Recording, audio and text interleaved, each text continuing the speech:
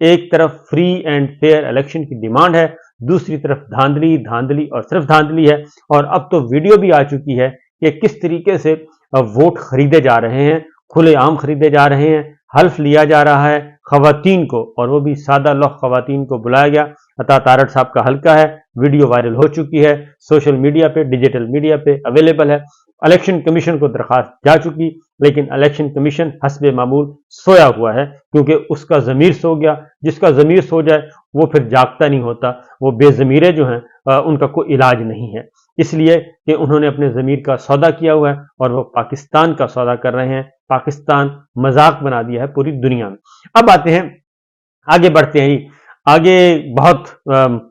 آپ کے ہاتھ میں، تقدیر آپ کے اپنے ہاتھ میں ہے، لیکن سب سے پہلے جو کل فیصلہ آیا، کیونکہ ایک چیپٹر کلوز کر دیا گیا، عمران خان صاحب کو سزاؤں پہ سزائیں سنا دی گئیں، اور عمران خان پاکستان کی تاریخ کے بلکہ دنیا کی تاریخ کے واحد حکمران سیاستدان ہوں گے، واحد لیڈر ہوں گے، واحد سیاسی جماعت کے سربراہ ہوں گے جن پر 200 مقدمات درج کیے گئے ہوں، اور جن پر کوئی ایسا الزام نہیں ہے دنیا میں جو ان پہ نہ لگایا گیا ہو، اور اس الزام میں ان کے خلاف مقدمہ درج نہ کیا گیا ہو۔ سینکڑوں مقدمات، اور اس وقت 20 مقدمات میں وہ ضمانت پر ہیں، اور باقیوں میں سزاؤں پہ سزاؤں دی جا چکی ہے، اور ریپیٹ کرنے کی ضرورت نہیں ہے۔ لیکن لوگ کیا کہہ رہے ہیں؟ انٹرنیشنل میڈیا جو ہے وہ بھی اس کو مذمت کر رہا ہے، اور اس کو پولیٹیکل وکٹمائزیشن کہہ رہا ہے، اور سیدھا وہ یہ لکھ رہا ہے کہ یہ ملٹری رجیم کا انتقام ہے عمران خان صاحب سے، اور عمران خان صاحب کو جو ملٹری لیڈرشپ ہے وہ آؤٹ کرنا چاہ رہی ہے سیاست سے، نواز شریف صاحب کو لانا چاہتی ہے، اور یہ سارا کچھ اسی کھیل کا ایک حصہ قرار دے رہے ہیں عالمی ذرائع ابلاغ، خواہ وہ خلیجی ممالک کے ہیں، خواہ وہ مغربی ملکوں کے ہیں، خواہ وہ امریکہ کا میڈیا ہے، سب اس کو اپنے اپنے اینگل سے، اور تمام دنیا بھر کے جو تجزیہ کار ہیں، جو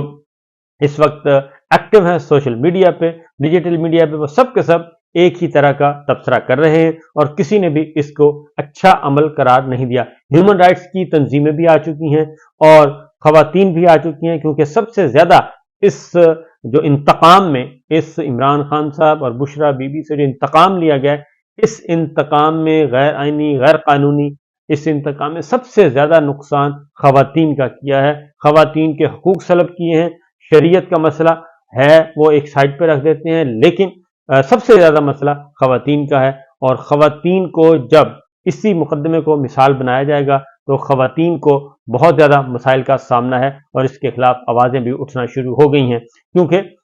پولیٹیکل وکٹمائزیشن میں باقی ماضی میں سب کچھ ہوتا رہا، کوڑے بھی مارے گئے، سزائیں بھی دی گئیں، لیکن یہ اسٹیبلشمنٹ کا پہلا جو ہے وار ہے، اور اس میں انہوں نے کسی چیز کو معاف نہیں کیا۔ ڈرائنگ روم اور خواتین کی پرائیویسی میں وہ گھس گئے ہیں، اس لیے اس کی کافی لیدے ہو رہی ہے، اور میں آپ کو تبصرے سنوا دیتا ہوں جو اس وقت پاکستان کے اندر ہو رہے ہیں۔ احمد وڑائچ ہیں، وہ کہتے ہیں رسول عربی صلی اللہ علیہ وسلم کے دین کو آئے 1400 برس ہو گئے، اور ان 1400 سالوں میں نکاح پر کسی کو سزا نہ ملی، پاکستان کی عدلیہ نے یہ اعزاز اپنے نام کیا۔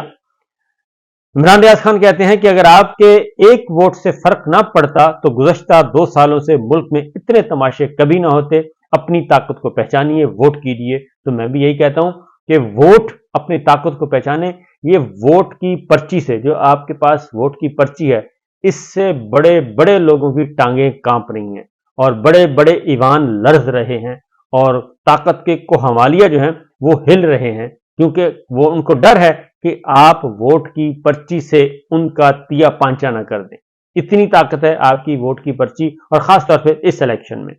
اور اس کے بعد مراد سعید کہتے ہیں کہا تھا نا ان کا اصل دعویٰ خدائی کا ہے، اور خدائی کا دعویٰ نہ تو آج تک کسی انسان کو راس آیا اور نہ آئے گا۔ یہ ان کا تبصرہ ہے۔ سمینہ پاشا نے کہا کہ آپ نے اس سے پارٹی چھین لی، نشان چھین لیا، دوست چھین لیے، آزادی چھین لی، اب بیوی بھی چھین لی، لیکن عوام کی محبت نہ چھین سکے،